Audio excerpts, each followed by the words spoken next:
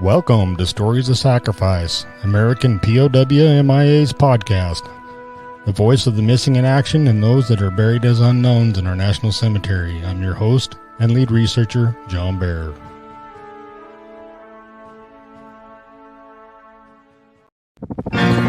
Just a boy turning 17 took me away from my home in Abilene.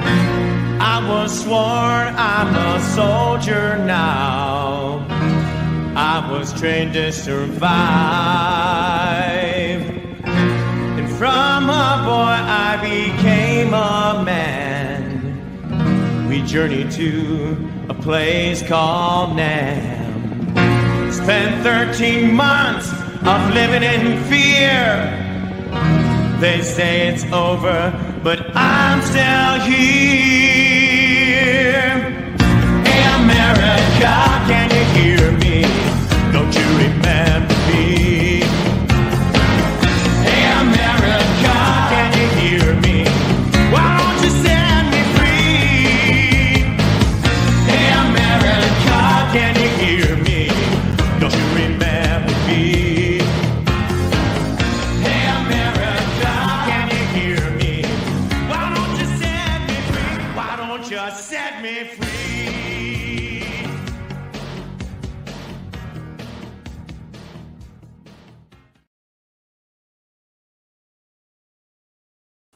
Welcome to today's Story of Sacrifice podcast. Today we have a special guest with us. His name is John Mitchell. He served on the USS Pueblo, and 1968, I think it was January 68, the Pueblo was on a mission in just outside in international waters, just off the coast of North Korea, where they were gathering some intel. And I've got John on here to talk with us today about his experience on the Pueblo and what happened with the ship. How you doing, John? I'm doing good, thanks. So you started out on the USS Pueblo, and that was in, well, probably late or early 1968 in January in Japan. Is that where you're at? I got on in San Diego, I'm trying to think, maybe September. Oh, okay. So September 67. Yeah. And then we traveled over, which took 3 weeks or something. And then we spent December basically in Japan, getting ready. And then after that, we left Yokosuka, Japan, and took off on our little voyage. So what was your position on the ship? What was your rating? Well, I'd been out of boot camp, but that's about it. So I was what they call, I was an Ingerman striker, which was not really anything to do with what I was supposed to do or going to do. After getting on board at sea, I did a lot of little jobs. We had a lot of young guys on there that had no experience at anything. So they were trying to teach us a lot in a short period of time. And they didn't want you just, being ready for one job. Right. A little bit more like a little submarine, where you had to know 3 or 4 different little jobs and do things to keep things running. And, but I did get a different job than the engine room. When you're a striker on a ship, you're going to stand watches, and that can get ugly. So I got called into the officer's wardroom one day, and I'm thinking, man, like, what could I have done wrong? You don't get called to the officer's wardroom very often, and usually it's because you did something wrong. And I get in there. What I find they wanted to do was give me the job of the engineering yeoman. Oh, nice. Yeah, so I would have my own little space on the ship, and I didn't have to stand watches, which was a sweet deal. I mean, I'm dumb enough when I get there in the wardroom, they said, well, we got this job, and we see you held a job similar to, you were a parts man in a car dealership for a while, and then you knew how to type. And I said, yeah, somewhat. And I said, well, the guys doing it don't like it. So we need somebody to do it. So I said, I kind of went like, well, I don't know too much about this. I said, what's in it for me? Not realizing you don't bargain in the Right. military. You don't bargain. But that was the first thing out of my mouth. And they kind of smiled and said, no sea watches. I wasn't that dumb. I said, all right, that's enough to make me want to do it. And so, I kind of get to the point in a few days, I'm thinking, working down there a little bit and not a lot to do yet. And I'm thinking, man, I have got it made. If I got to be on this is about as good as it's going to get. So Right. for the next 2 years, yeah, I got a pretty cushy job if I just do it right. For the next 2 years, nobody will bother me. Come and go off the ship as I want in port. And I got my own little space. And so we left Japan, and I'm thinking, this ain't gonna be too bad. But as all things, they don't go that way. We began to freeze up at points, and we had to including the officers, were out chipping ice. Oh, no. And so that was all hands on deck affair. And again, sometimes they would get you to fill in for somebody who maybe couldn't pull 4 hours that they needed somebody. And so you just go do it irregardless. But I didn't do any sea watches. And so it was all down in the NG room where it was nice and warm.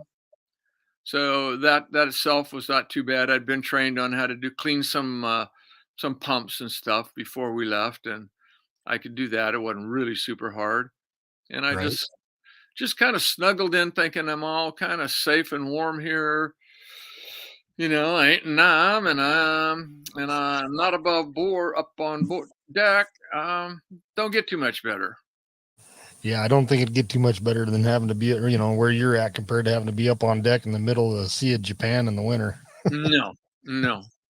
That would be cold. Even chipping ice wasn't a thrill. So yeah, it was. I thought I had it okay. Yeah, exactly.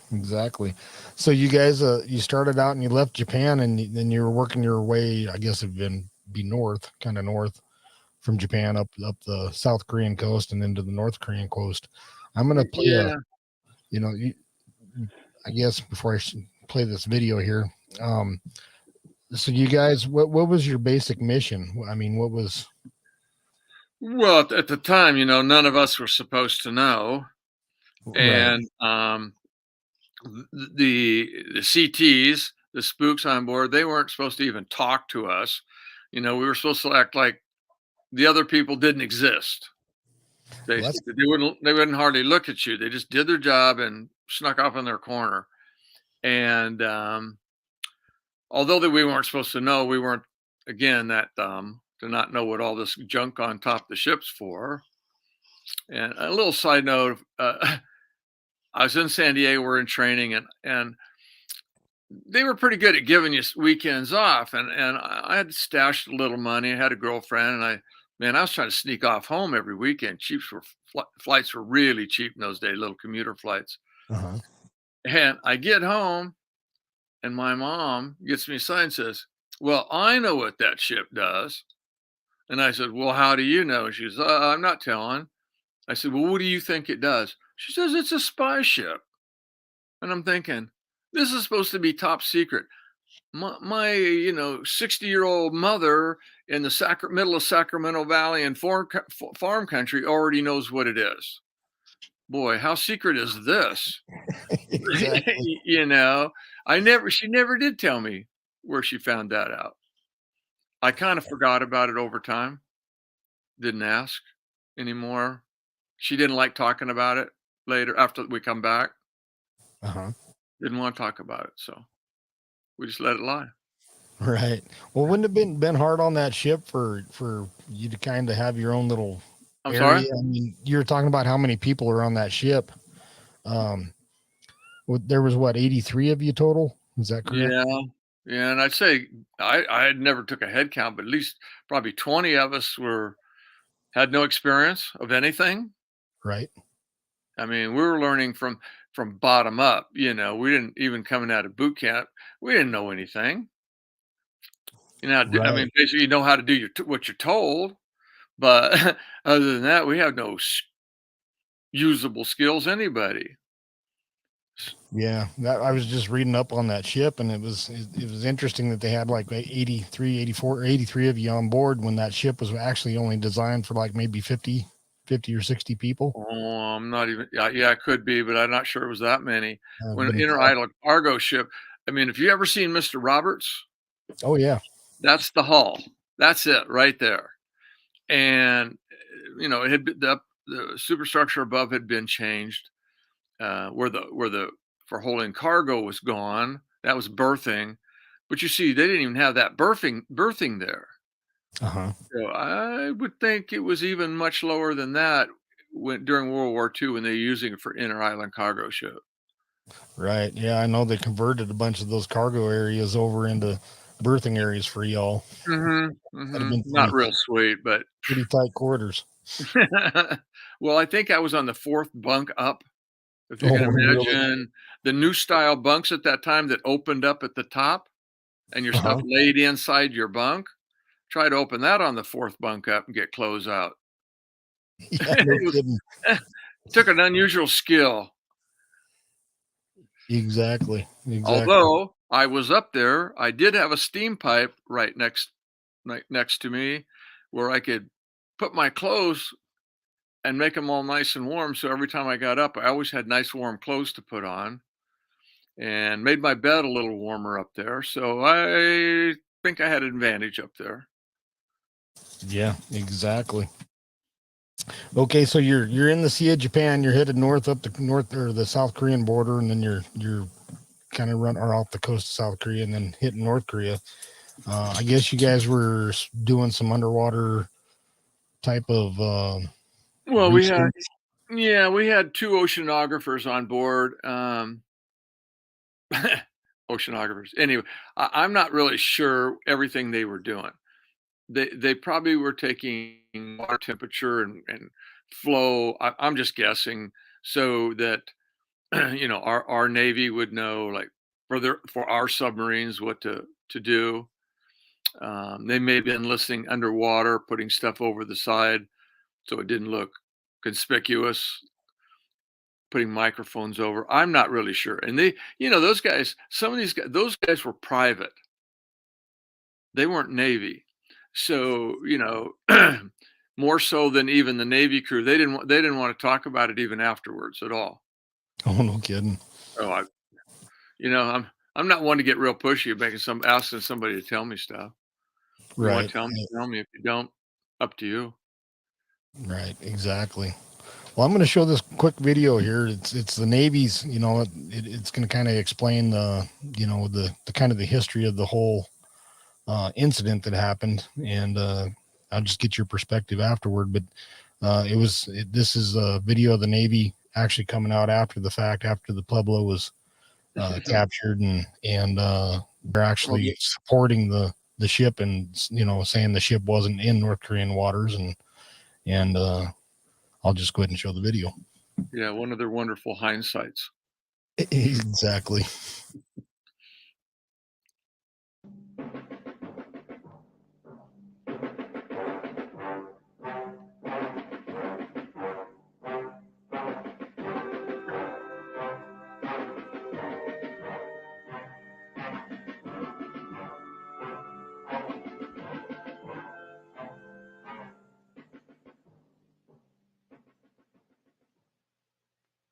I'm Lieutenant Douglas M. Hackett of the Office of Naval Intelligence. This briefing will cover two aspects of the Pueblo incident: the Pueblo seizure and the analysis of the North Korean evidence. The USS Pueblo sailed from Sasebo, Japan on 11 January 1968, according to her own report, which was transmitted on the 23rd of January. And she entered her operating areas, Mars, Venus, and Pluto, on the 12th. Pueblo's mission was to gather data on electronic installations along the east coast of Korea.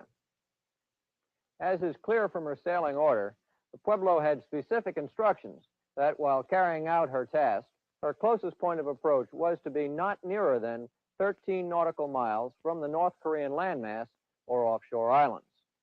All position reports transmitted by the Pueblo with respect to events on or before the 23rd place her more than 13 nautical miles at sea in strict conformity with her orders. Additionally, the North Korean position reports of the seizure did likewise. The first indication that anything unusual was taking place came sometime after 11:30 a.m. Korean time on the 23rd, when the Pueblo radio operator in operator's chatter transmitted more company and said that he intended to keep his circuit open. This radio circuit was maintained continuously during the incident, and the first formal report of the incident was sent out at approximately 1 p.m.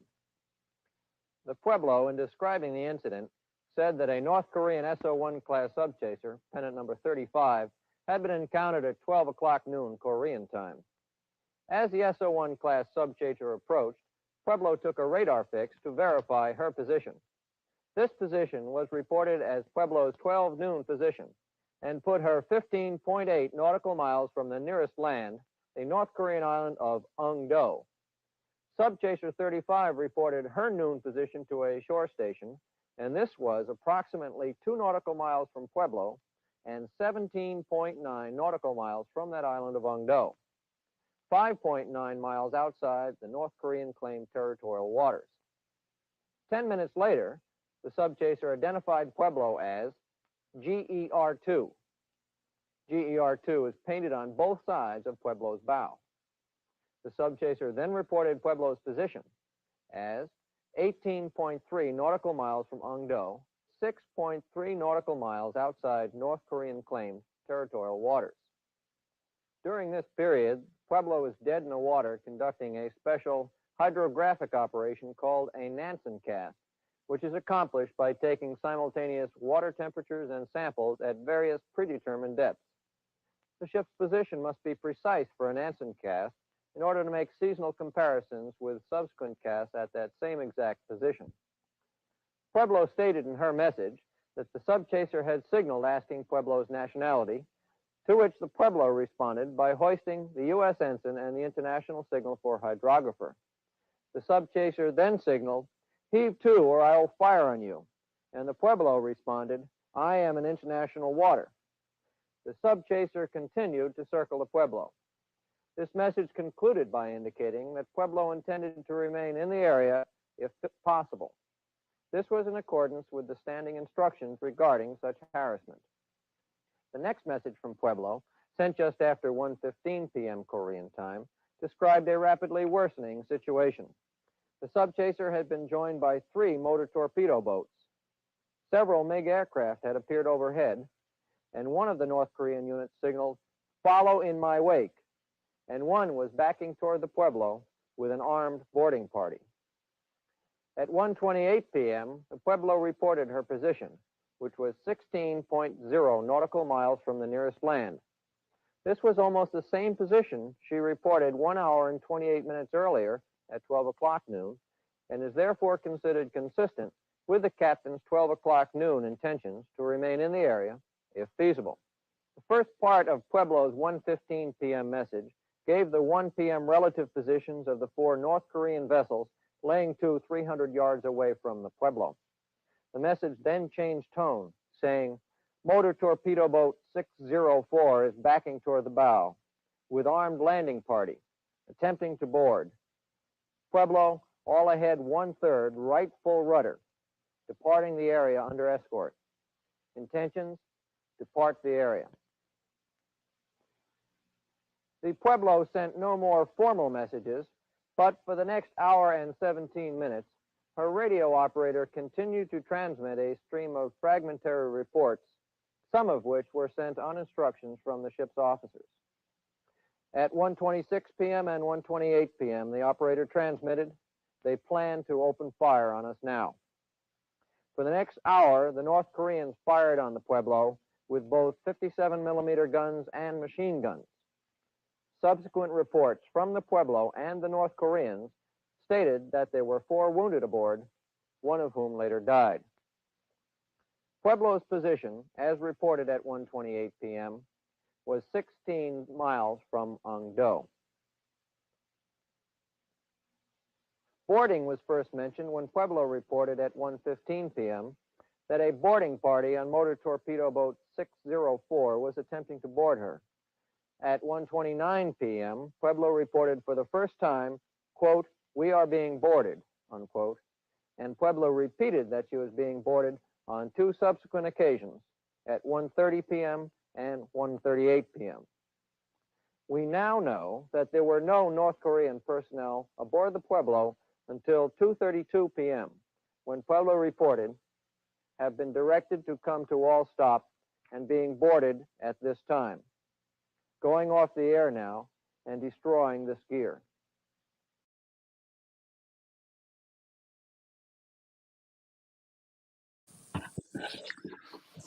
So yeah, that's kind of a brief history of what events took place. So where were you at during this time when all this started going down, if you remember? we talked. I hadn't, but some of the crew had talked to the Banner, which is our sister ship there, and Yokosuka had already been out there on station, and so they would say, we'd ask, "Oh, it's nothing, no big deal." They come up, they harass you. If you go to buy the Russians or the Chinese, they harass you, but nobody's really wants to get into anything over it. So don't worry about it. So we go, okay. So we see these boats coming up, and some of the young guys like my age that had just come on board said, "Hey, come on, let's go out on deck and look at this stuff." And it's pretty exciting. And so we're standing out there, and so we see the North Korean flag. So we start flipping the bird at them already. See, obviously they didn't know what it meant, so it wasn't doing a lot of good. So because that's another story. That's another later story. Hawaiian good luck. We'll hear more Yeah, about yeah. good luck So, time here in a little bit. yes, we're just trying to harass them for fun and stuff. And I think it was the XO came out and said, "Okay, everybody get inside. They say they're going to open fire." Yeah, okay, right. So he leaves, and we stay out there and keep throwing our hands up and you know doing whatever we can to see if we can get a row out of them. And it wasn't 5 minutes. He comes back and he goes, that wasn't like a request. That was an order. Get inside." So, okay, we get the hint. We get inside. I immediately run back to the galley because I know there's a porthole there and it's open. So I stick my head out. Around the forecastle comes a sub chaser, and he just strafes the ship right underneath me. Oh dang! And I hear bullets pinging, and I went, like, what? I'm just like in shock that these guys were stupid enough to do this, right? Oh yeah. And so then somebody grabbed me by the back collar, pulled me back out of the way, and they closed up the hatch. So I was still in the galley, and somebody tells me line up and to give everybody helmets, which were stacked in an enclosed passage on the outside of the main part of the ship. So yeah, okay, I start handing them out, and then again I hear blam blam blam against the ship. Well, we all hit the deck. Of course, it was like after after the fact, but your brain don't operate that way. Oh yeah, exactly. And then I get up, and there's holes right where we're all standing. Oh Lord. They had not come through, but they punctured holes for daylight to come through. So I Right. said, "Man, we should have bought it right there. We're pretty lucky." And so we go inside. We're bringing ash cans and throwing stuff on the floor, and everybody's got a lighter, cigarette lighter. Everybody smoked in those days, and so we all just start lighting stuff over a trash can, and as you burn it, drop it in, burn it and drop it in, and there's mountains of this stuff, and you're just going like, and you're in an enclosed space, no air in, no air out. So I don't know how long that's going to go on, but before that happens, somebody comes in and says, "We're being boarded." Every time something happen like that, your brain doesn't really process it correctly. Everything's foreign to you anyway. Right. Now, something even bigger than what you were stepped into, comes along. So, it's almost kind of robotic. You just dropped everything and you walked down the passage. And they told us to go down in our bunk where our bunks are and sit on the bunks. And they blindfolded everybody and tied everybody's hands. So, this is pretty spooky. Being blindfolded is a weird situation. Your brain just runs wild. If you can see, you have a little control. Without it, you don't know. So I'm sitting on a bunk and I hear somebody speaking a foreign language. I got one of them sitting right next to me. Oh my God. So you don't want to peek because you hear somebody move and then you hear somebody getting slapped in the head. And I kind of keep trying to peek and I realize it's one of the Filipinos on the ship. He's praying. Oh, okay. It was in Tagalog. I don't know Tagalog for anything.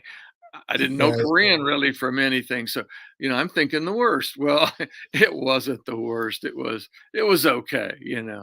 So I'm like, oh my God. So then, they just brought us up. We could see, because I could see the boat at all this stuff at them. And then they pull us into Wonsom to a dock, but you can't see it. Whatever it wasn't very good. Because they said kind of wanted you to walk, but every time you walked, there wasn't anything there to put your foot on. So they were manhandling you the whole time across whatever it was. Seemed to me like it must have been a beam because you touch something once in a while. Anyway, don't matter. And then they get us off and they haul us over they put us on a bus, only a few minutes. And there's people hollering. I mean, this is late. Uh-huh. And by this time, and they're banging on the side and yelling, "Yankee, go home!" Like, okay, no, don't mind if I do. Uh, Right. I'll go home. You don't have to ask me twice. Anyway, this is pretty spooky. People banging, sound like they want to kill you right there. And I thought, man, look, they just turned us loose and we're dead. The hard way. I'm gonna And they back kept you up still, here. huh? I'm gonna back you up here real quick. Sure, So sure. you're talking about burning stuff in the trash can and things like that on the ship. Um, that had to do with a bunch of the sensitive equipment and highly classified documents that the Pueblo was carrying, correct? Well, I had nothing to do with the machinery or Right, any of right, that. It's a separate room. But I was burning film, and the only people we had a photographer on board, and we had 2 oceanographers, and I don't know if they weren't taking pictures. Doesn't matter. We just had a lot of negatives. So right. you're trying to get rid of them all, as quick as Yeah. possible. But I mean, that's toxic fumes right there. You're Oh sitting yeah. right on it. Everybody's sitting right on it and you're just burning this. You're not going to make a dent in the amount of crap that they had. Well, I Not suppose it all possible. just smoldered in there too with the lack Oh of yeah, I'm sure oxygen they and could pick everything else. And through you it. guys are having issues just breathing. Yeah, and it's not going to burn completely. Didn't you just tried to make a dent in it, burn some of it so maybe they couldn't put it together. You're not thinking, you're just burning.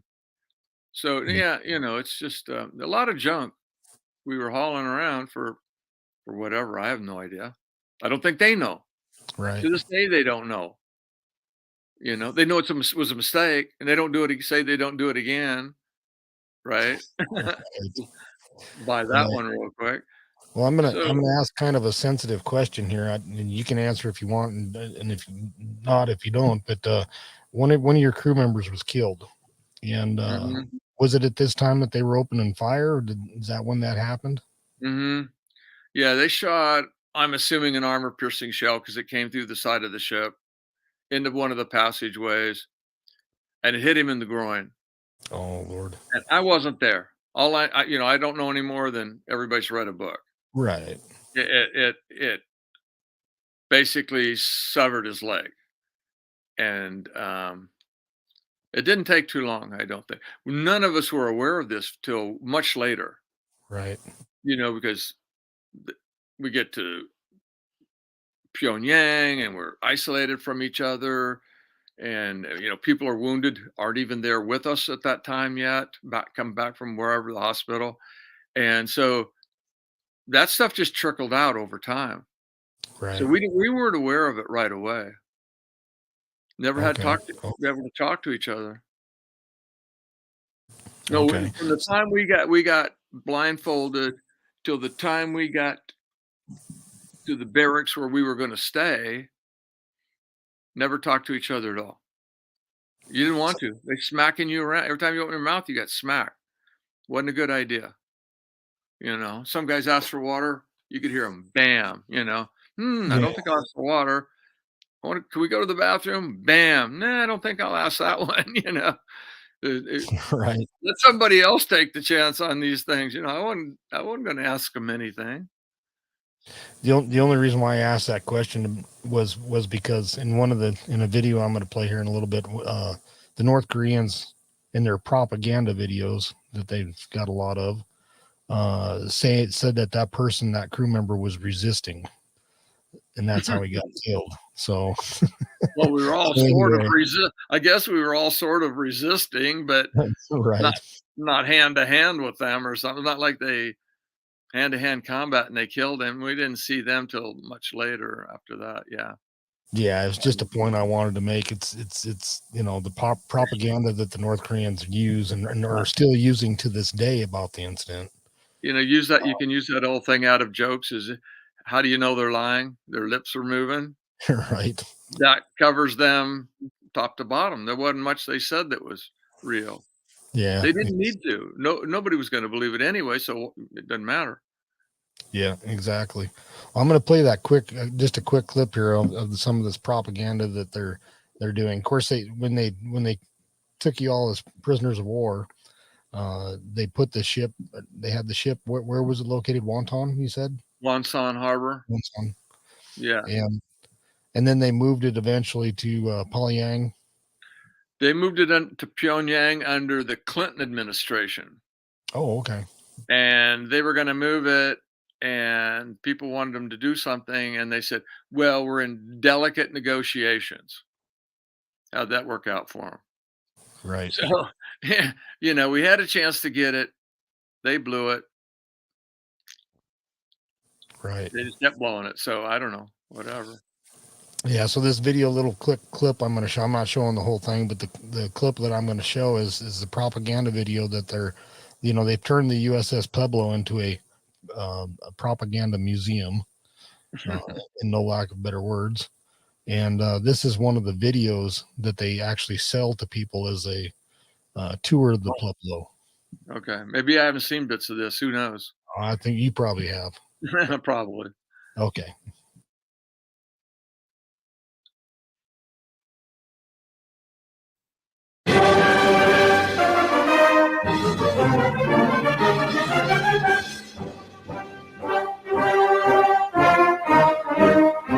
The great leader Kim Jong-il said as follows: "The brave seamen of our People's Army captured Pueblo, the armed spy ship of the U.S. imperialists, which was conducting espionage in our territorial waters, and over 80 aggressors on board the ship. It was a severe punishment to the U.S. imperialist aggressors who violated the sovereignty of our country. Pueblo, armed spy ship of the U.S. imperialists. This is Pueblo, armed spy ship of the U.S. imperialist aggression forces captured by our seamen on January the 23rd, 1968.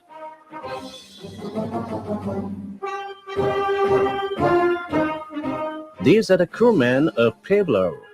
There were 83, including 6 officers. But one of them was killed at the time of capture as he attempted to resist.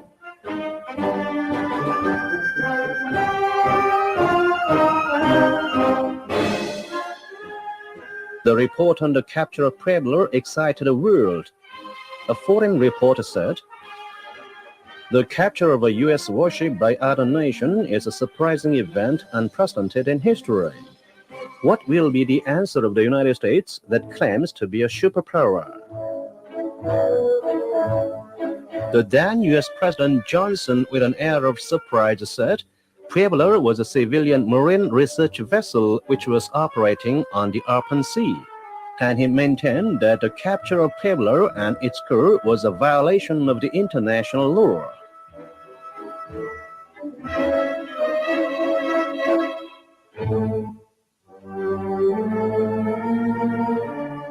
The captured crew also attempted to hide their identities and deny their crimes. But informations and evidences captured on the ship proved their crimes.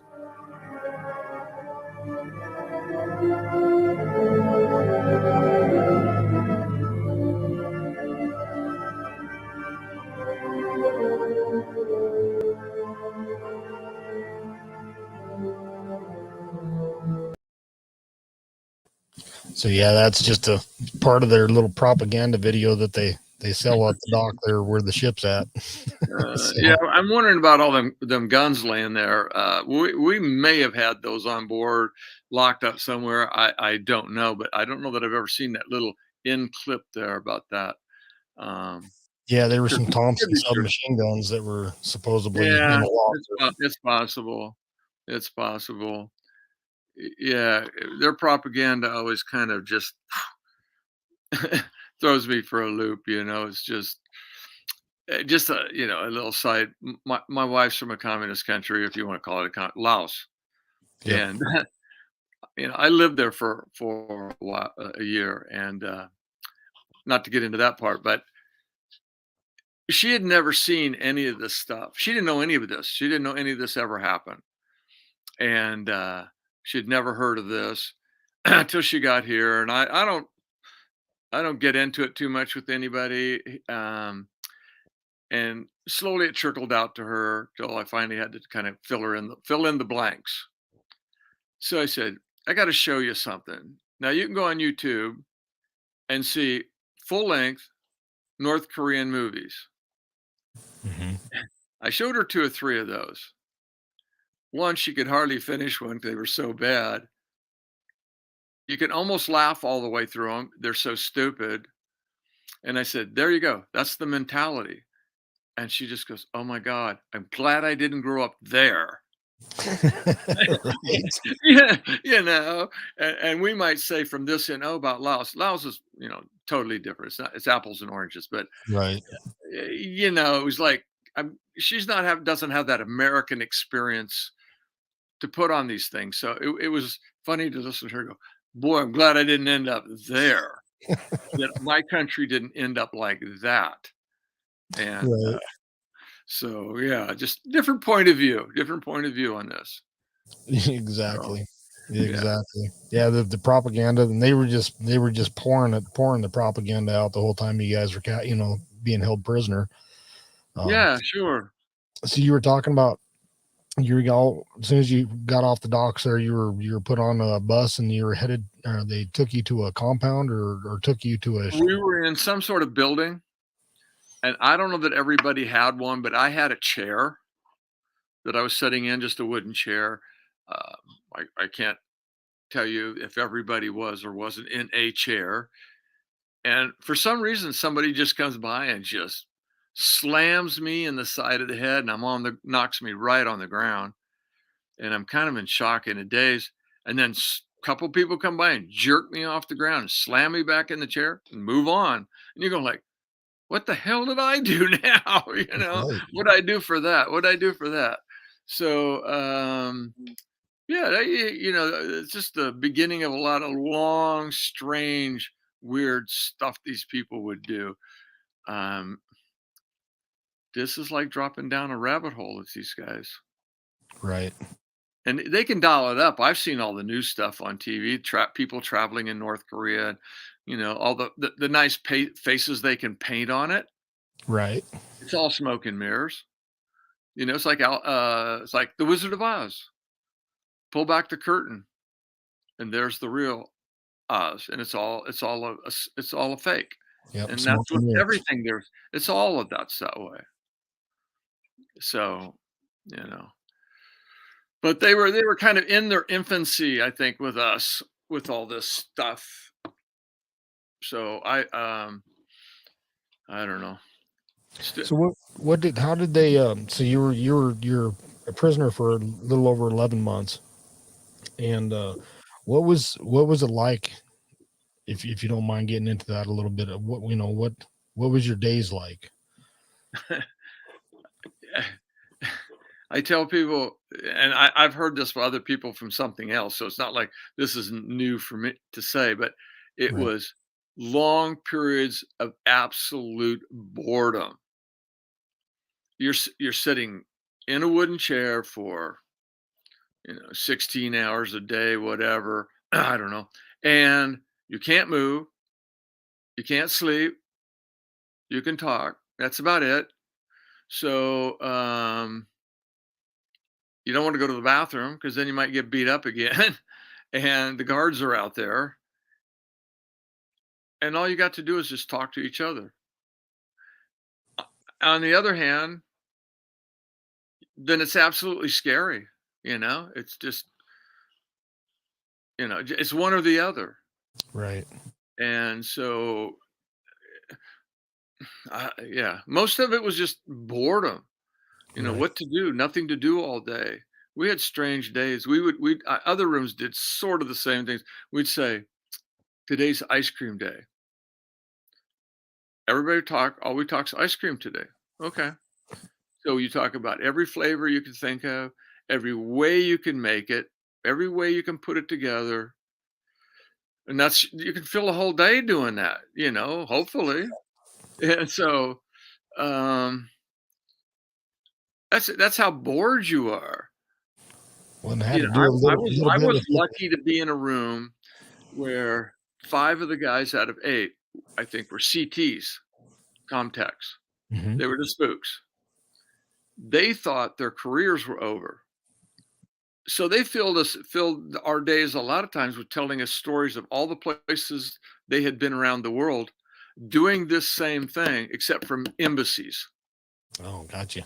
Yeah, mostly embassies, working out of embassies. They didn't like stay at the embassy. They had civilian housing, you know, civilian clothes, cars, all front for doing some sort of business, but they were going somewhere to listen into somebody.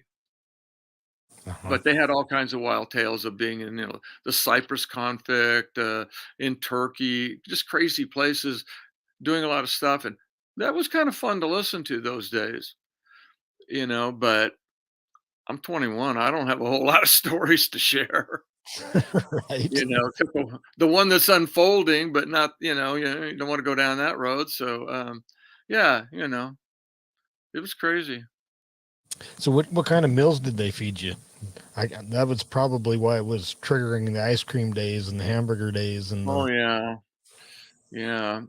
It was it was usually like a lot of Asian countries, they eat a lot of soup.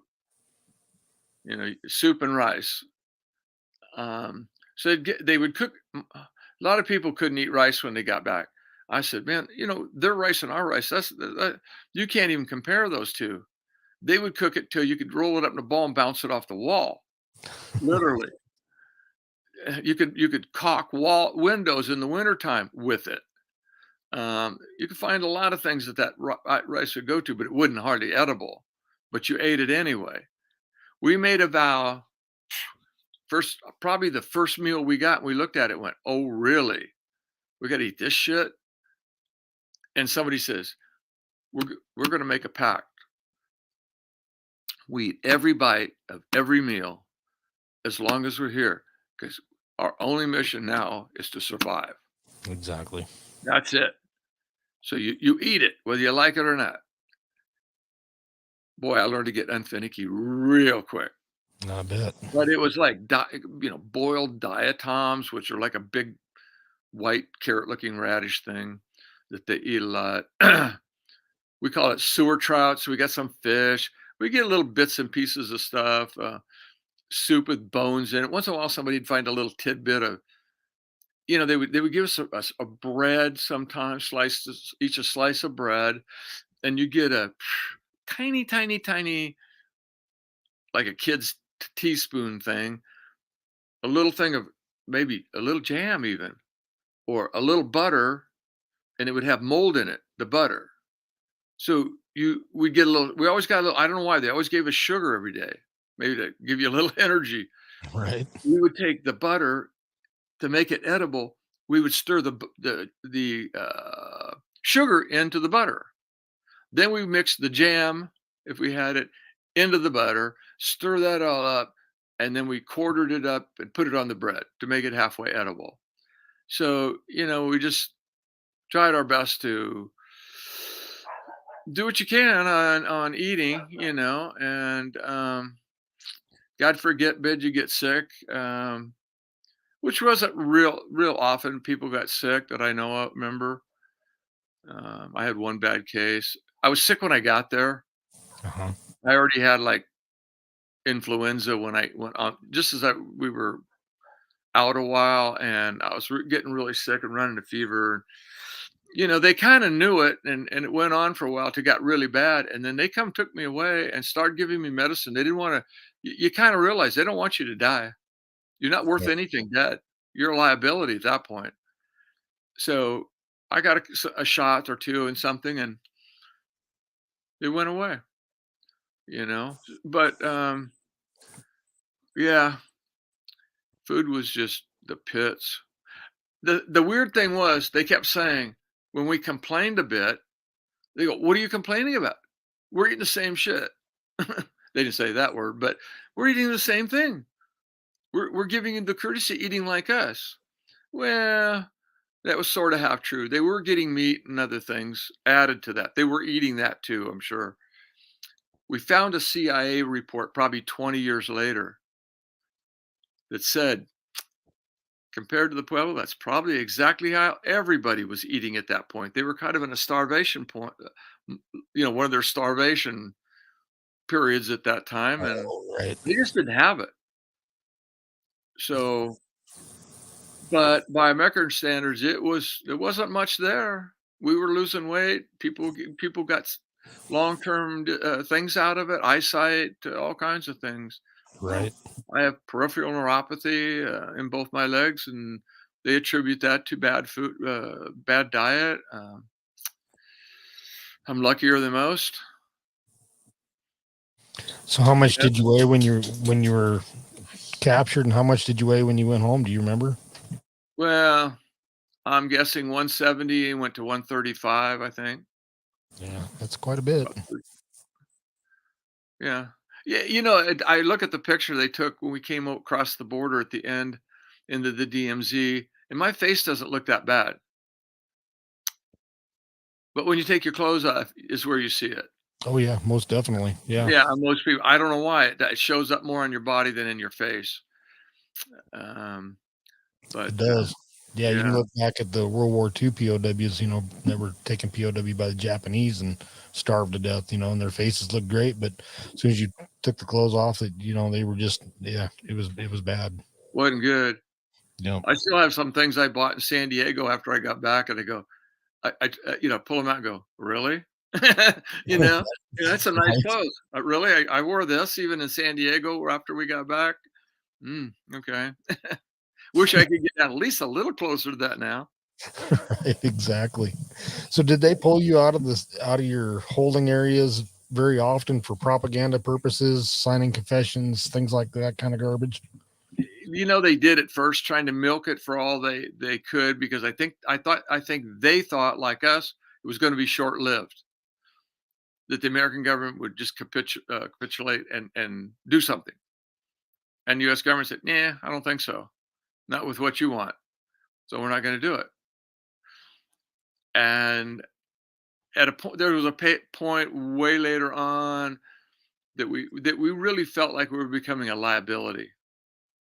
We were becoming less and less worth anything, and they were more willing to bend, only because they were just getting sick and tired of having us and feeding us and not getting anything more out of it. Right. And so, it just, I don't know. It's so, I mean, like I said, my wife's I've lived there. I can get inside their head real easy. They're great. You Right. know what they're thinking. You can pick it up real quick. But they're real open, nice people. I never felt like I could get in one person's head there at all. I couldn't figure out I don't think anybody else knew from minute to minute what they were thinking. You never knew. I mean, it's like one time we got through, and a lot of guys got things stolen right away. Watches, rings. They never got them back. Oh, okay. I had a St. Christopher around my neck on a dog chain. Why they'd never noticed it, I don't know. And I went in the hallway. 2 guards see it, and they want it. I said no. They said yes. I said no. We went round and round till more guards start to show up, and it starts to get rougher. And I said, "Oh, this ain't worth a St. Christopher." I just give them to them. Uh-huh. And go back to the room. Wasn't a few hours. Some officer comes in, stomps in the room. We're all going, "Whoa, what's happening?" And he slams that St. Christopher on the table and turned around and walked out the door. Oh, no kidding. I lost it again later at some point. But yeah, I mean, why do you take that away from him and give it back? The only thing I can figure, they hadn't been given permission. Oh, right. Oh, you don't break that rule. Us or them. Right, exactly. They had broke a rule thinking, oh, it'll be okay. They're just our prisoners. Nobody will care. I think somebody got punished on that. I do, because that guy wasn't happy. Don't know. But I got it back at that point. So, Yeah. What was going through their heads? Why'd they give me that back? Didn't give everybody their watches, rings, and other things back. Just didn't do it. Right, right. So they had taken you guys out and had you do some confession stuff or something at one point, but some of the other crew members had this wild idea to because of all the propaganda garbage that they were trying to pull, that they came up with a sign, the Hawaiian good luck sign. You want to tell us a little bit about that? Yeah. Quite frankly, I'm not 100% sure. I see it's attributed to Pete, and it probably was. He was clever. He was clever. He was always thinking up. He was always a step ahead of them. We go to something and we'd see a movie. Just I'm going to digress, but it'll have to do with this. We go see a movie, and somebody would say something about the movie, and they would be really unhappy at that point. And Pete would stand up, and he just knew how to say weird things that they couldn't quite translate, but they thought he was trying to apologize or make it right. And he was at a point, but he was still trying to make fun of them. And a lot of things were over their head. And, when you say our American sayings, the things we say every day, they have no idea. So why, this is another one of these why, I don't know. This just is. I was assigned to clean Pete's room every day. The officers had their own room and were not allowed to meet. Why they had me go in and wipe a floor that was dirty, that was never going to be clean, with a dirty rag and dirty water, I don't know. But Pete and I used that as a communications. And Pete would tell me, and they didn't watch me very close. Pete would tell me what he wanted me to pass to the crew as orders. So after that point, and that was after that point that this Hawaiian good luck came up quite a bit. I don't know if he's told that to me and I told it to the crew. I don't know. I can't remember that at all. But that would be where I think it came from. If somebody else got a better take on it, okay, that's fine with me. But yeah, so I'm just this lowly guy and nobody on the crew, and I'm the conduit from the Pete to the crew. Yeah, and for our listeners, Pete was the captain of the ship. Yeah. Okay. Yeah. Booker was the captain, and so that would come back to haunt me later on, but didn't think much about it at the time. Seemed all right. Seemed cool. Got to see Pete. I like Pete. He was, he was nice to us. We all liked him. So, yeah. Yeah, and so that Hawaiian good luck sign was actually you guys flipping the North Koreans off, giving them the bird. Yeah, I don't know. Was that time? I can't remember. I can't I see you got a picture back there, but that was in the cover. Wasn't it Time? Yeah, you Time or can Newsweek? yeah, you can see down there where down at the Yeah. bottom, one of the guys. Yeah. So at this point, we're all kind of in a lull period and nothing's much going on. Just kind of rolling along. It's getting towards the end. We don't know that. And the Koreans are just biding time to get what they want. And all of a sudden, they get a copy of Time magazine. And the article spells out everything the gut reporter sees. And he interpreted the picture exactly right. Yeah. And he tells it to them. And they went ballistic because they knew, as well as we knew, everything they had done, at least to the West, was a joke. Yep. And they were not happy campers. Yeah. They realized And that that's was what your guys' happened. form of resistance. And that's what began what we call Hell Week. And that was really the worst period we had. Now, individuals had bad periods here, off and on here and there all over, but they were mostly individual. This was a group. This was a group thing. I mean, not that everybody got it as bad as the other people, but it wasn't good for anybody. It got bad. Yeah, they cut rations. They shoved us into more people into rooms. You had to sit every day, all day from dawn till dusk with your feet on the floor, your head between your knees because you were bad. And you're trying to be repentant or something. I don't know, as they always said. Uh,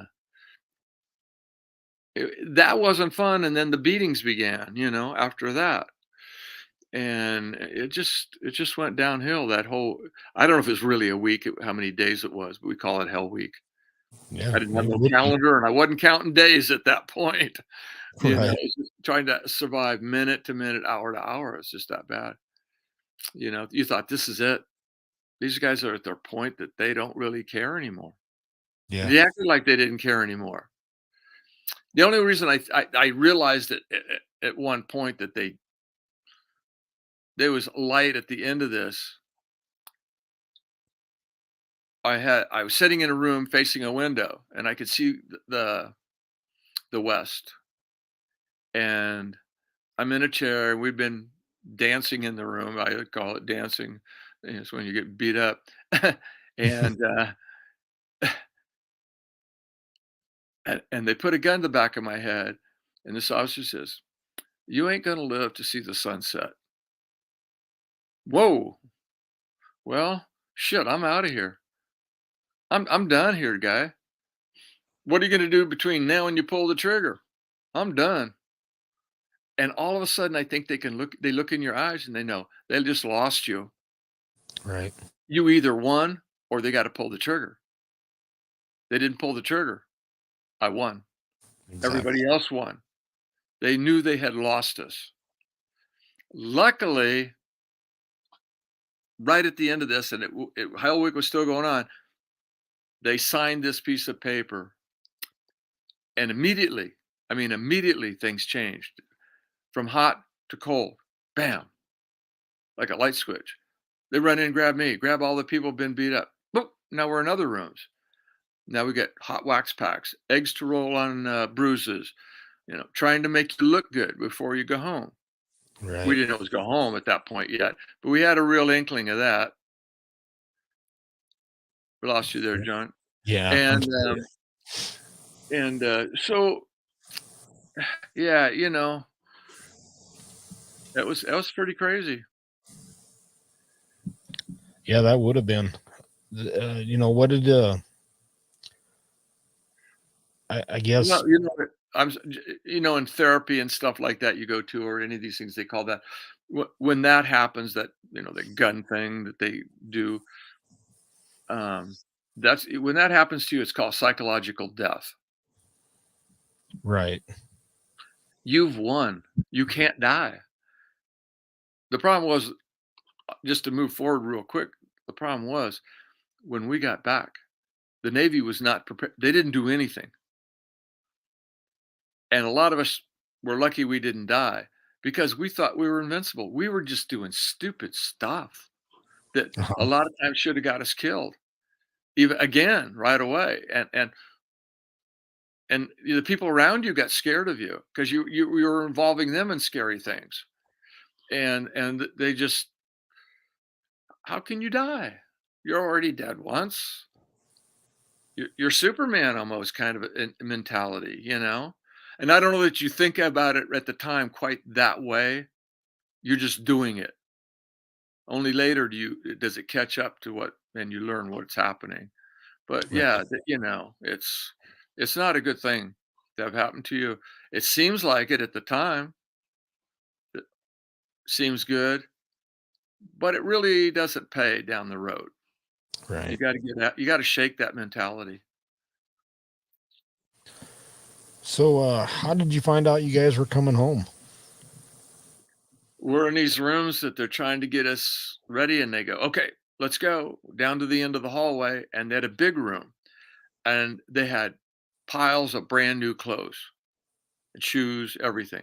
And they said, take everything off, throw it on the corner, and go over and get new sets. And we're in, and then down the stairs into buses. As soon as they got everybody loaded in buses, to the train station. Everybody loaded on trains. I don't mean cattle cars. This is regular trains. Right. Seats, the whole thing.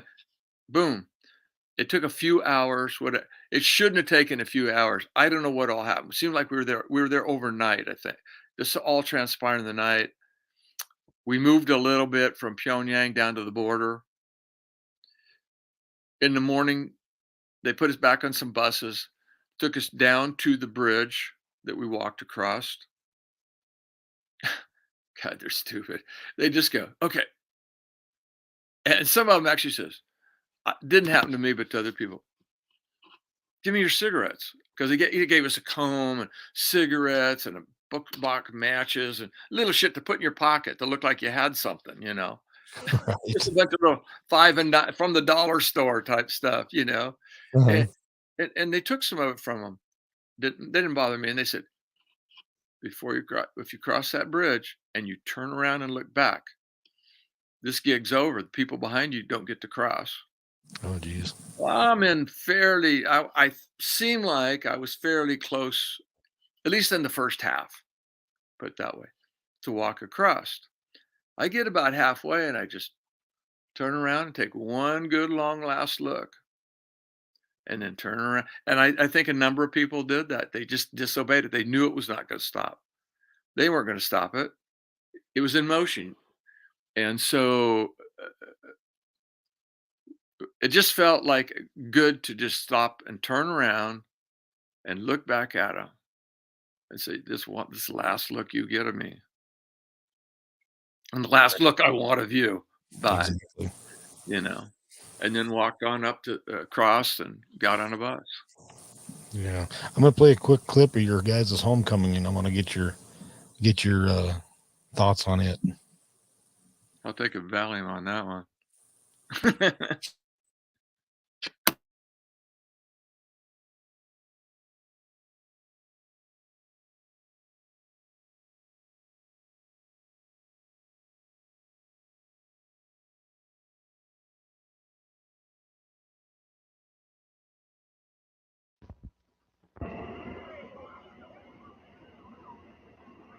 After 11 months of history, the crew of the USS Pueblo has come home. 82 men.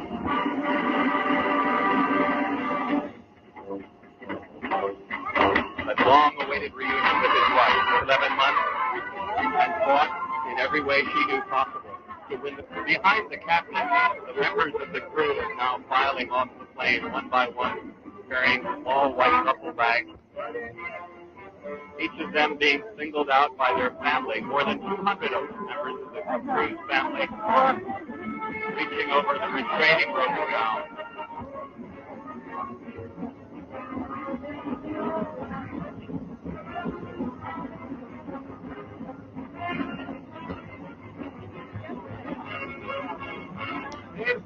A second giant C-141 unloading its share of the crew.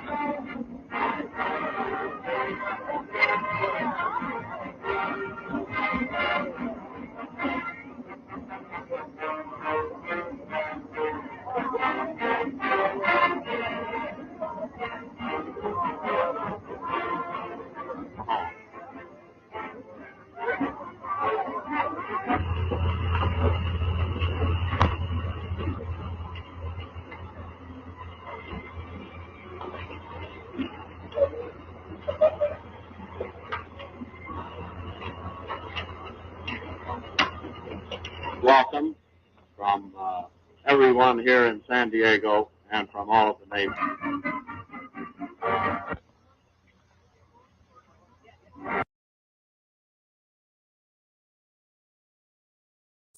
Yeah, the sound wasn't very good in there, but Never is on all that. yeah. It was Did interesting. I hear that right? They said the second plane. Yeah, they said a second plane. There was a bunch of people on a second plane. Wow.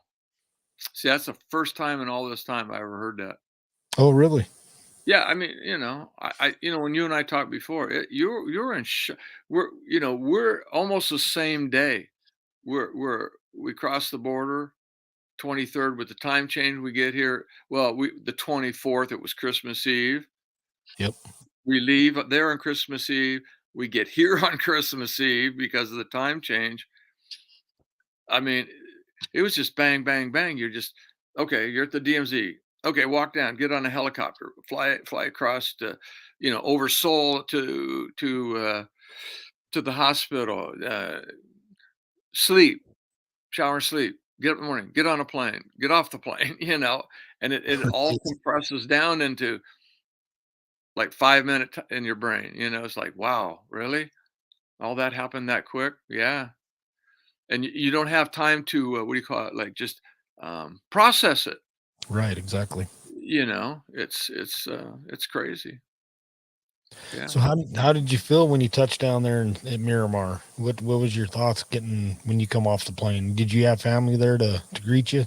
Yeah, my mom and dad were there. I believe my sister was there. Maybe my brother. I don't know. I know my sister was there. I don't know if my brother got there quite yet right then or not. Did it feel, And did it feel like it was all over? That it was finally behind you? yeah, I don't know. I don't think I was thinking about it that way. Quite. Okay. It's still a shock. You just like things are coming at you. You can't believe. We get there, and the first thing we're all thinking though is, okay, it's really good to see family, but we all had in the back of our mind, what?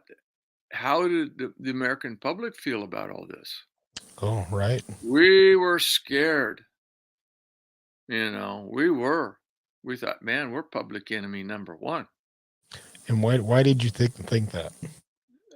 Because of like stuff that came out, confessions and stuff.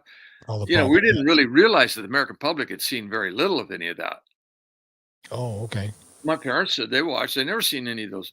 They seen little clips. It seemed like the news people in those days, unlike today, that tell everything they know, Right.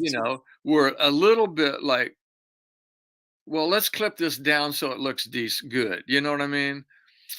So they weren't aware of it. I don't know if they cared. I have no idea what was going on in this end, but on the TV, I didn't see it. But yeah, we were terrified. Our people are not going to like us. They didn't really want us home. And so what are we going to do? What's going to happen to us? We got on the buses. We pulled out on the freeway. We knew then immediately they were in love with us.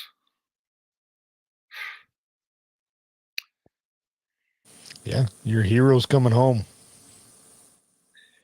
A lot. Heroes coming home. I get emotional over this. Yeah. I don't get emotional over the beatings, having a gun in my head. Okay, is what it is. The outpouring to us was unbelievable. My mother's trying to talk to me. All I can see, I mean, they got the freeway closed from was that Miramar? Yeah. Into San Diego. The freeway's totally closed. They don't do that. Freeway's lined with literally must have been thousands of people, American flags everywhere, signs to us. Man, they must have made them up overnight. Right. Boom. And we're all going like, oh, really? Oh my God. What a sigh of relief, That was the best feeling in the world. Yeah. And I've always felt really bad that Vietnam veterans didn't get to have what we had. Right. Yeah. We got that parade. They didn't. Yeah. That's a good point. That's a very Yeah. good point. No, it's city of San Diego was just couldn't have done enough.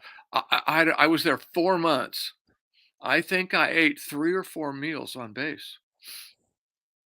I never paid for a meal. Uh-huh. Very seldom paid for alcohol. People knew who you were. You're on the news all the time. Right. Knew all Exactly. our faces. I mean, I'm a kid from farm country in the Central Valley of California. I just turned 21. I'm at the El Cortez, big fancy hotel in San Diego. Step into an elevator, going up to my parents' room, and people turn around and go, "Oh," and point at me. "We saw you on TV last night."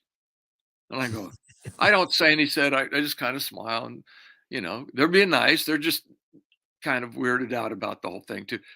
But Right. inside my brain, I'm going like, well, goody for you, So you saw me on TV. You don't know how to respond to that. You're just a young kid still. You go, you have no idea how to take that. They start trying to make you into a celebrity. We had to try to find places to hide. Right. You know, we finally found a bar. We call I don't know what it's called, up the hill in San Diego, where the streets go way up and up and up, stair step away from downtown San Diego. We had a nice bar up there that nobody asked us anything. Nobody bothered with who we were. They had bands and music all on the weekends and stuff, and no, they knew who we were. They just let it lie right there. They didn't say anything. We were there the first time. What was weird, me and I say my crew, it was the guys I hung with all the time. I won't name names, but it was just a handful of guys and maybe 6, 7, 8 off and on, up and down. And we just got there and we're looking for a place to let's get the hell, the more away from downtown we can get, the better. And we get in this place and we're playing pool and drinking, and everybody's, I don't know whether I said or something, man, we gotta get something to eat. It's getting later and late in the evening. Let's get something to eat. So I walk up to the bar and I ask the bartender, I said, can we get some food delivered here? He said, "Oh yeah, man, we got a pizza place here in town. It's the best in the world." Okay. Give us 3 or 4 big pizzas, sorted, different ones. Okay. A little while, the guy comes in with the pizzas. He sets them on the bar. And I said, "How much is it?" He said, "Oh no, they're free." "What do you mean they're free?" He says, "They're free. All my boss wants you is all you guys to sign the tab. All of you." I'm going like, what, from a kid like me's autograph's going to get 4 pizzas? Right. I mean, boy, I hit the jackpot, right? I didn't get something even bigger. I didn't get a Grammy or something, but hey, I got 4 pizzas, what I was looking for. And so we signed it, went away, and we go like, what the heck was that all about? Well, I don't know if it was the next day, but in a couple of days, we get letter from, it was Caruso's. I'm not sure they're there anymore. I couldn't find them. They've redone all of downtown San Diego, and they sent a thing saying, "Hey, as long as you're in town, you get all the free food you want, anytime, day or night." So we'd be like, get up in the morning, we're gonna go to the beach. We'd stop by Caruso's. Everything was imported, Italian meats, everything really nice, deli. Yeah. They'd make us up a whole bag of sandwiches and just hand them over the counter. Psh, off we go to the beach. Now we got food for the day, you know, Uh-huh. and go there for dinner. They knew us so well. Like I craved milk when I got back. We're eating Italian food. I get just barely going to get done with the glass I got, and the waitress would. There was another one on the table. She just had it time. She knew. That's how often we ate in there. And it was all over town was like that. All the best restaurants in town open all the food we wanted. They made IDs for us, special IDs, and wow, what got who could get a better deal than that? You know, Right. Disney gave us all the free tickets we could use at Disneyland. Most of the guys couldn't use them because they didn't have cars to get to Disneyland. Me, I bought a brand new car when I got back. I wasn't married and didn't have kids, you know, so I only had me to take care of. So it was about me. But yeah, you know, it was just one day after another. It was just free things rolled in the door. And you hung out at the beaches a lot too, didn't you? Oh yeah, yeah. I met a lady down there who I consequently married, my first wife, and she was going to San Diego State, and she seemed to pretty well have her classes jammed in the mornings, and I don't know how she got through it while I was there at all that semester. Because, oh God, I hate to say it, but you know, we'd stop at the liquor store right outside campus, San Diego State, and fill ice chests in the trunk of the car, pull in the parking lot, and start popping a few, you know, and there'd be a couple of guys in the car, and we'd sit there and drink till the girls came, and this is early morning, in the late morning, and we'd close the bars at 2 and then drink till 4 and sleep till 5 or 6 and get up and Start the day again. shower and shave and do it again. Yeah. So Yeah. what is the months and the years after been like for you? I mean, you know, I know you went through hell. Every one of you went through hell, and roughly, I guess it was, I get back and I'm trying to stay busy, and my way of kind of avoiding everything was work. uh-huh. I worked for the public utility here, Pacific Gas and Electric, and the area I live in, the Pacific Northwest, we had a lot of outages, you know, storm damage, stuff like that. I signed up for every minute of overtime I could get, night and day. If I was at work, I was okay. I'm busy. You know, I own property. I always had lots of work here to do. I had a place to build. So it was just work, build back and forth. Had 2 kids in the middle of that, and you know, and then I began to try to go overseas. I always had a travel little thing my dad and I had, and I just started I don't know how my first wife put up with it sometimes. I mean, one time I just kind of packed up. I said, I got 4 weeks. Me and this guy are going to Nepal. Oh And at wow. that time, you couldn't call over there other than $100 a minute. You know, I mean, it was like, it was no way your letters would get home after you did. They had Right. no clue where I was going and what happened to me till I got off the plane in the US. Period. That's got to be hard. I Right. really didn't think about it too well, and at that time, I wasn't thinking so good of what they were going through. My kids and I get along really well. I guess it all turned out okay in the end. When I got enough money later on, I began to try to take them on trips overseas. I had a fascination with Asia, had nothing to do with the Pueblo one way or the other. It came from Right. when I was a kid. Came from when I was a kid watching old Thomas and stuff on TV, and that my dad was a big National Geographic. We'd read it and look at the maps every month and pretend we were going to exotic places, and I tried to fulfill those. So it was just like I never had a minute to sit down. It wasn't until my second wife came here, and she was here a long time. She goes, "Why do you build all this stuff? Why are you doing all this?" I said, "What do you mean?" She goes, "I've never seen you sit on the deck and read a book and enjoy it.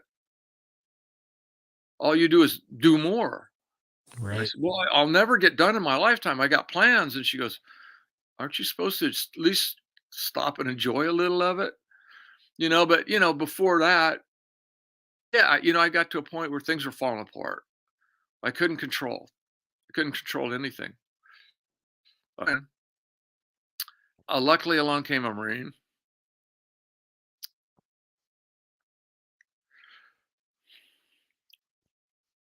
who saved my life. Uh-huh.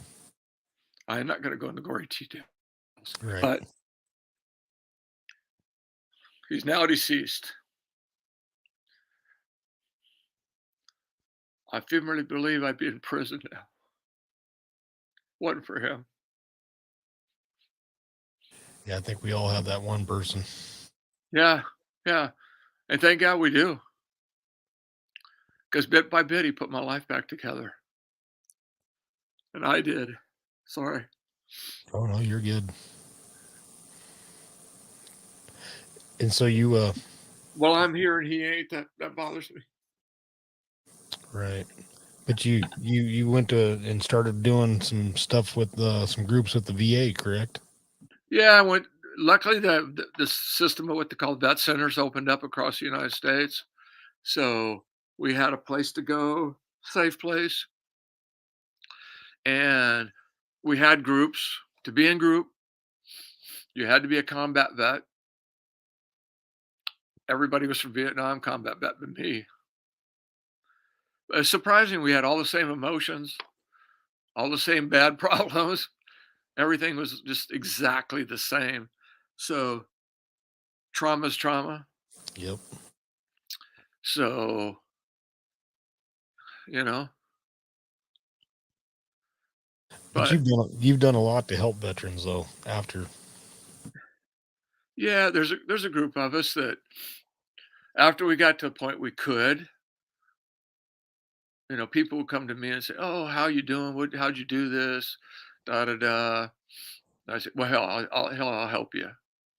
So I started just on my own running claims, getting people their 100% if I could. Um, so I was working as a veterans advocate, but I had nothing behind me but just doing it. Right. And I was fighting with San Francisco, our hospital at Fort-MIA, and fighting with the system. And they knew they were losing. They didn't like it. But incredibly, there's a system by law that every hospital has to have veterans advocates. And so we formed up one up and down the North Coast from San Francisco to me, about 7 people that float in and out. So that hasn't been running since the COVID, but it's hard to get in there in these clinics and get an office to sit down and use once in a while. And I went to San Francisco, got a little bit of training, and I get a badge from the VA, lets me walk in the doors without being, harassed or something. And Right. it's kind of little play acting on both our parts, but it works. Makes me have some legitimacy. And my wife now, she goes, "What are you doing?" I said, "You need a business card so people know how to get a hold of you. You're always writing on scraps of paper." That's I said, true. "Yeah, Should. yeah." And I said, "Oh, yeah." Because in Asia, business cards are a big deal. If you got a business card, you're somebody. Gotcha. Whether you are or you ain't, they think you are Right. immediately. And so she designed one on some site and ordered me up a couple of hundred of them, and they were pretty cool. She did a good job. And so I hand those out here and there. I don't always get a response. Don't always expect one, but if you get one once in a while, it's okay. So yeah, you got to give back. I have to kind of step in and out because I can't. It's not possible for me to get too entangled in things. Right. Because this Marine that's gone, part of the problem he was at the Battle of Way. Oh, okay.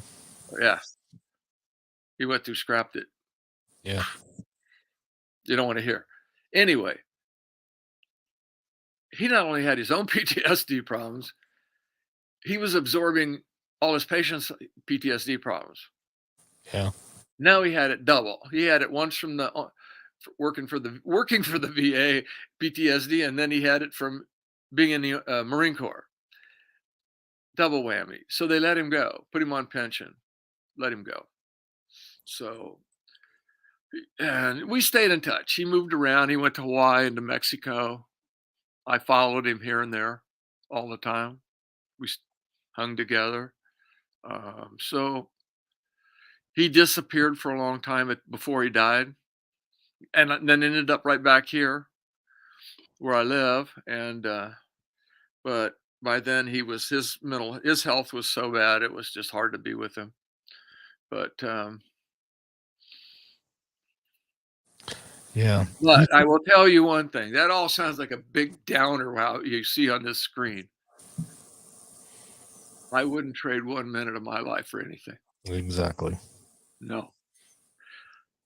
I have 2 wonderful sons.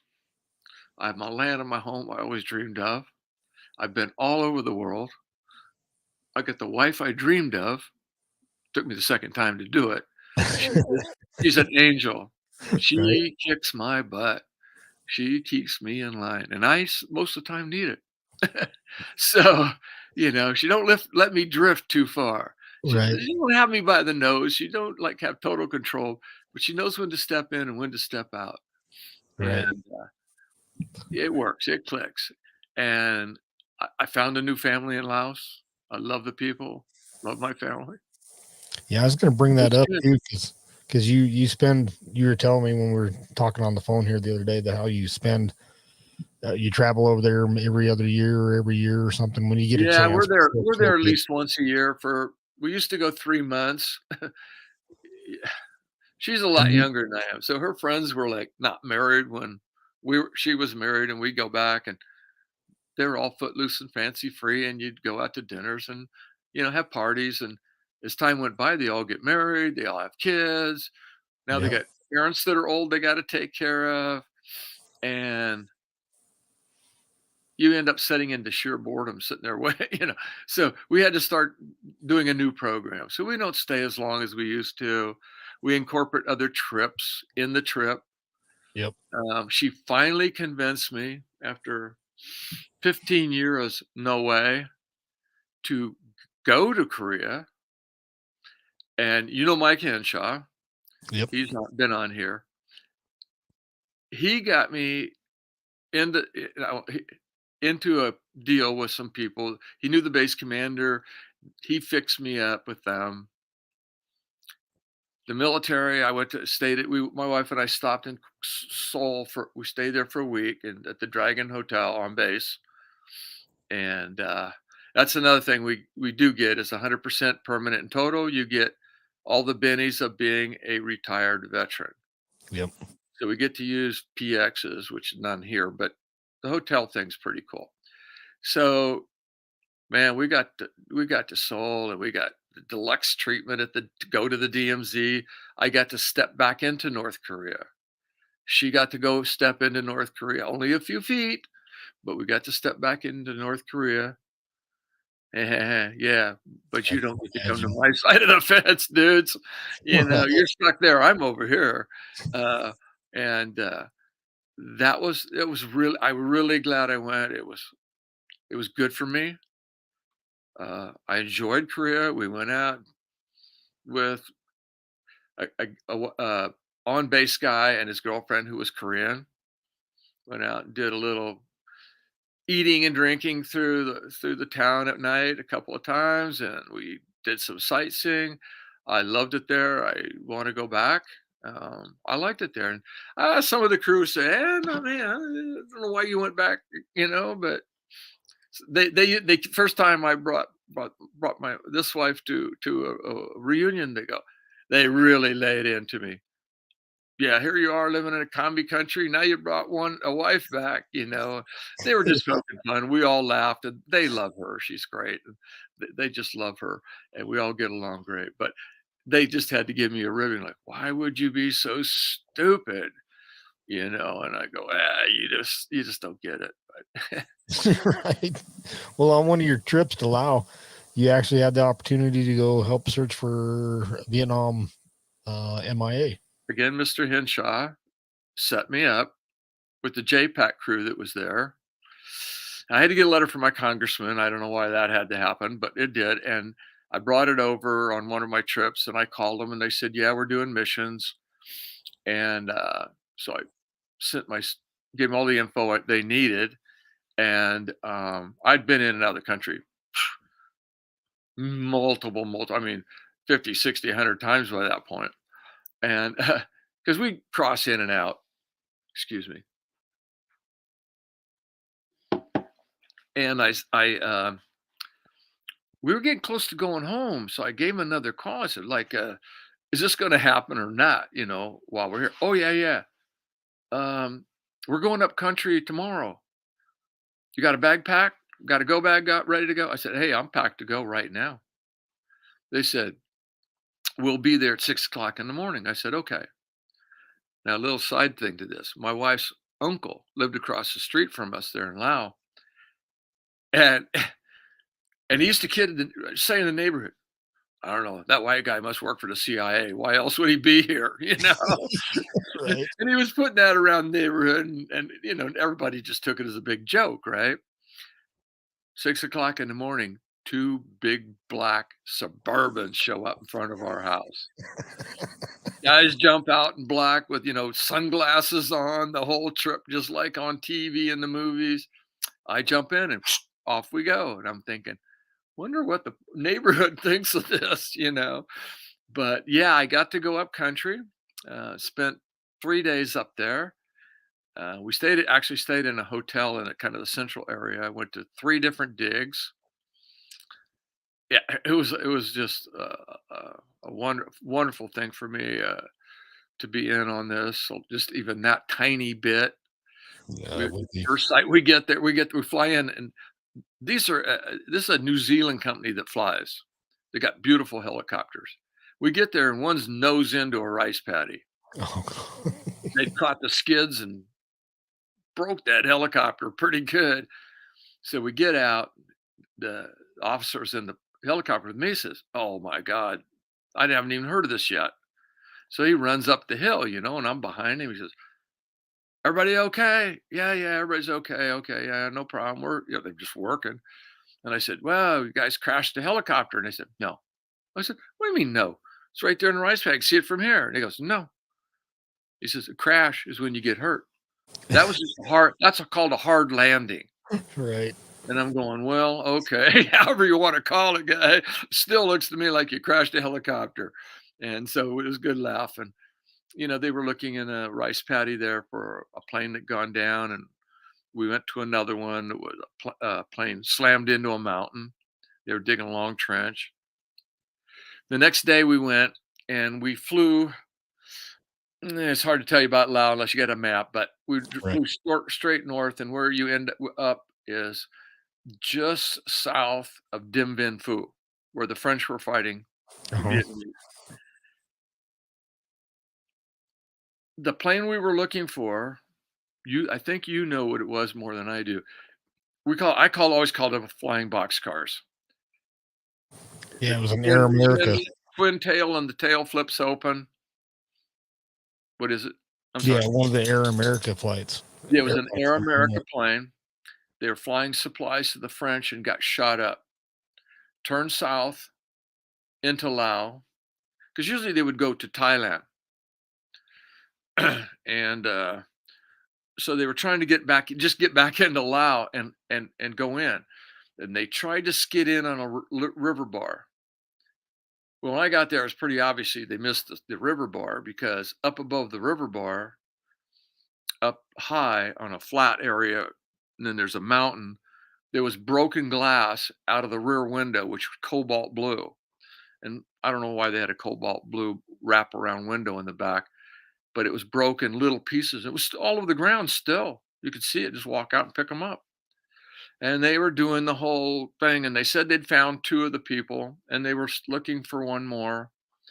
And I told you, but they came across, they had a guy, an old Lao guy came and told them they weren't looking in the right place for the 3rd guy, that they had wrapped him in a tarp and buried him up against the hill.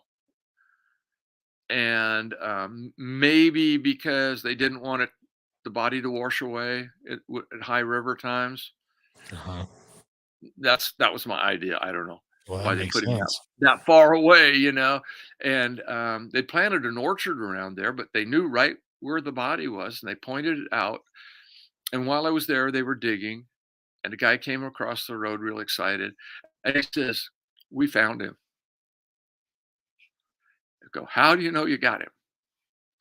And he holds out his hand, and he had a 1947 penny in mint condition and a 10 silver piastre French coin in his hand. He says, that's called pocket change. We had him. They had not found bones that day, I did get a note later, within a few days, that they had actually begun to find the bones, that they had found the body. Right. So what there was to find, they found it. Who they had found was kind of cool. This guy, I can't remember his real name. They called him Earthquake Muldoon from the cartoon Terry and the Pirates, because he's a great big giant guy with a big beard. And I remember a little bit as a kid, but it was really before my time a bit. Uh-huh. I still remember seeing the cartoons once in a while when I was a kid. Most people today wouldn't know what it was. It was like it was a kind of mercenary cartoon, comic books, Terry and the Pirates. But Earthquake Muldoon was one of their pilots. So this guy was big. He'd flown. Must have been. It was World War II, because the Korean War wasn't. He was. That wouldn't have worked out.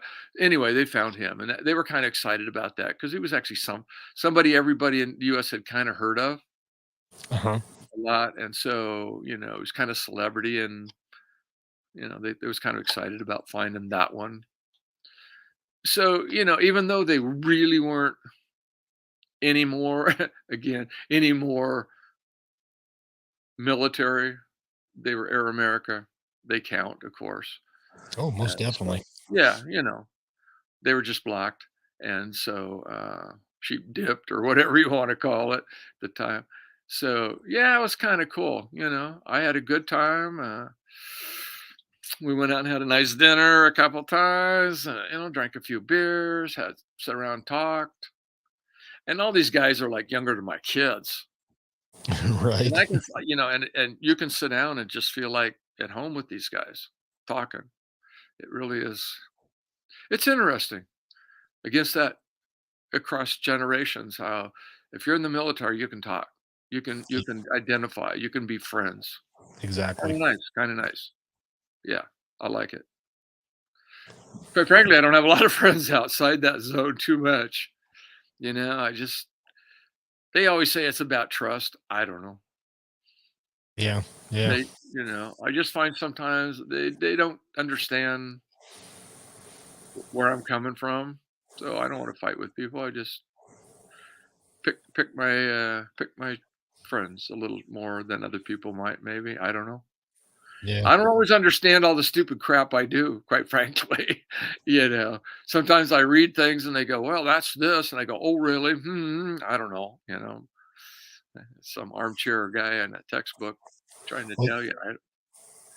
Well, you and the Pueblo crew are still pretty tight. You guys have reunions every year, isn't that correct? Yeah, we're down to 2 years, because the herd's starting to thin. I'm among the youngest. I'm 74. Oh, And wow. I'm one of the youngest guys on the crew, and even a lot of us are gone. The youngest guys are gone. So yeah, we just had one in Branson.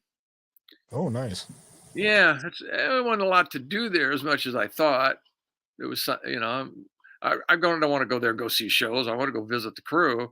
But Right. we did do a lot of eating, a lot of biscuits and gravy and fried chicken and chicken fried steak. We ate a lot of that while we were there, because they know how to do it there. Now you're making me hungry. Yeah, they do it like Mama does it. Mama ain't around no more, so yeah, it was pretty good. I shouldn't not plug somebody. Oh, go ahead. Is that okay? Oh, yeah, most definitely. Okay, so we all decided that, because she's on TV, Paula Deen has a restaurant there. Uh-huh. Okay, supposed to know Southern cooking, right? We're all going to go there and eat. So I think there was 8 of us. We go on this fancied up place and sit down, and it was weird to order, but we got it figured out how they do the system there. There wasn't nothing on that table worth eating, and we had a cross section of everything. Oh, no kidding. Oh, it was bad. So, I mean, the diner up the street was way better. And there was a guy there from here where I live who has a restaurant in Branson. We went the next night. His food was excellent. Guy named Barry, and local boy. But Paula Dean's was bad. And we just, and the poor waiter, young kid, comes up and says, well, how was the cooking? How was the food? And I looked up and I said, well, it ain't like my mama's. And he looked down at me and he goes, well, it ain't like my mama's either, you know. And Right. so they didn't he didn't do it wasn't any good either. He just worked there. So that was too bad. Everybody was kind of crushed. We got kind of ripped on that meal. It was something we were kind of looking forward to, eating at Paula Dean's, and so I won't watch that channel no more. I'll go back to my mama's cookbook for recipes. Exactly. But yeah, yeah. So yeah, the reunions are great. Keeps us tight, informed. We're all on an email list. Guys that were really my really close friends on the ship. That herd's getting pretty thin too, but I got 2 or 3 that we stay in pretty close contact. We call, just talk. We don't talk about the Pueblo at all. No, yeah, I can We may imagine. talk more about sharing health issues. We're all getting, oh, what are you doing for this? Do you have that? I know you got the same thing I do. What's your doctor telling you? But Right. we talk about family, what we've been doing, what we're gonna do, just like family talks, Yep. not like colleagues talk. It's more family talk. Yeah. So yeah, So it's good. where's It's the great. next one? San Diego. Oh, is it going to be in I San won't tell you Diego? when. I won't tell you when, but San Diego. We're Gotcha. I pretty was hoping private. you We're guys would pretty come back private. to. I was hoping you guys would come back to Pueblo. I don't know. Pueblo's a little bit hard to get into now. Sometimes it was easier than others. I can't drive that far anymore. Don't want to. Flying Yeah, I to don't blame you. Denver. I hate Denver airport more than any place I ever. I don't like a lot of airports, Yeah, but me either. Denver and Frankfurt are the 2 of the ones I hate the most. Frankfurt, Germany. I hate both of them are just horrible. So we went through there this last time. It seemed like they got it a little better, but yeah, Pueblo's either a drive after that, or I don't think there's any short flights anymore, are there? There might be Pueblo. Yeah, They seem I've to come never and flown go, them. like regional airlines do. They seem Yeah, to come and go, but I like Pueblo to come to. It's very friendly, they do everything they can for us. I like it, but yeah, San Diego is just a nice, easy hop into from anywhere in the U.S. and taxi ride to the hotel, and then you're done. yeah. Nice direct So little flight.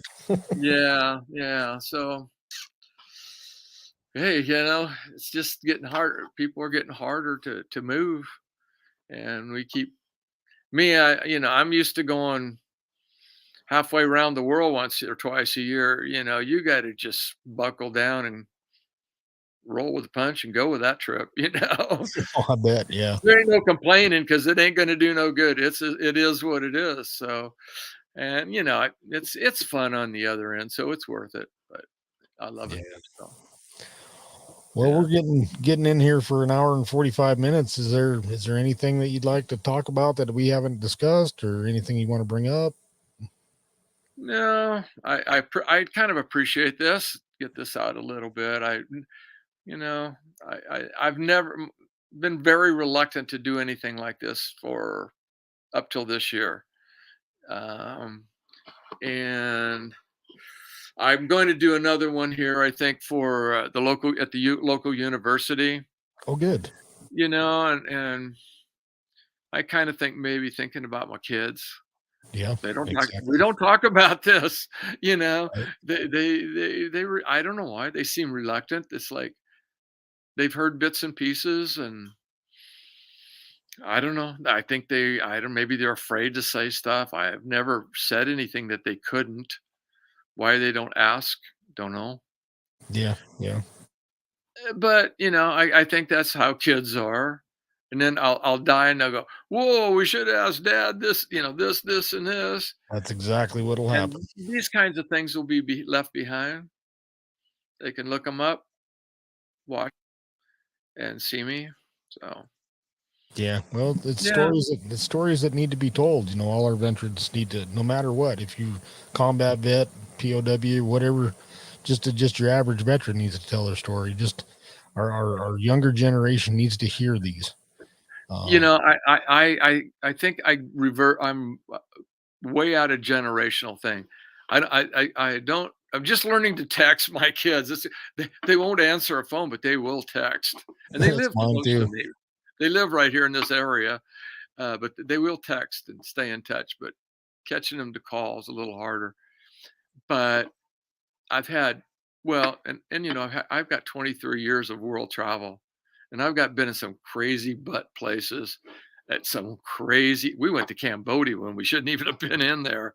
Pol Pot Right. was still there, you know. It was just open the door. They said the door was open. Go, you can go, and we did, and that almost turned into a big mistake. And Oh, I won't go bet. into it, but you know, it's just I'd start telling these things, and people say, "Well, you write a book. You got to write a book." I go, "You know what? I've tried. I write down 5 pages and they sound like crap to me, you know? I just can't do it. But I have a feeling I can tell stories. Right. I'm a storyteller. I'm not a writer. And this format, the old around the fire, the tribe, passing on stories, that's how I communicate the best. Yeah, me And too. yeah, I mean, I think lots of people in the same boat, and we think they keep telling us we ought to be in this world of writing it all down and go, I don't think so. And I think that's why a lot of organizations are trying to do oral. You know, you're not going to get the World War II guys. If they were going to write a book, they'd have done it by now. Exactly. You know, Korean War, same thing. Vietnam, you don't see any more books coming out. All the guys that thought they had something to say and could did it. Yeah. You know, nobody, you know, and a few guys, handful of guys wrote little books about the Pueblo. Booker wrote one pretty good. First one out. I can't. And even my travels, I can't. And I have a buddy who sent me a couple of books that people have led similar type lives that I did and have, and wrote little, you know, cool little books, not big, but just. And I go, my buddy's Dave, and I said, Dave, I can't do it. I tried. Oh, you have to. No, I can't. Travels with John. I got the title. Well, that's it. And I got a better title. Uh, Duck's Blood and Sticky Rice is the title to my book, and that's all I have. There you go. And I don't even want to explain that one. That's a damn good title. Yeah, well, I'm hoping it would catch people's eye and they would read it. But It would. yeah, I'm sure travels, but you know, in Lao. But yeah, it's yeah, I got, you know, my wife. I don't want to take up too much more time. I think I told you we built a school in Lao, Uh-huh. and I have all that detailed on video. Not hundreds, but I don't know, maybe a couple 100 hours. I don't know. I got stacks of Right. videotape. We've got to cut down to a nice 1 hour video, but yeah, that would be kind of cool to show on some show somewhere. People would see it. The problem is no soundtrack. Oh, got you. Our camera, I mean, I guess my camera had sound, but you know, we were never thinking about making it into something. When trying to do a travel log, Right. so we'd have to overdub it, and I guess that could be done, but I don't know. But it would be, you know, I've shown it to a lot of people. They like it. I've got a couple other videos people don't want to watch. Well, you just put it all together and put it on YouTube. Think of the ending of Apocalypse Now. Right. There's a sequence in there that I have on videotape, and people don't want to. They go, okay, first minute, okay, that's enough. Turn it off. You know, you're getting pretty primitive at that point, but it's fun. Yeah. I have a weird sense of fun. Yeah, I do Luckily, too. the wife I have, she loves it too. She's ready to go. Just say go, and her bag's packed. So, yeah, yeah. Exactly. Well, John, I really appreciate you coming on and telling us your story, and telling us the story about the Pueblo. And, you know, I can never understand what you actually went through, but I do know that, you know, you led a hell of a life afterward, and it sounds like you've had a hell of a lot of fun, and For sure, for yeah, sure.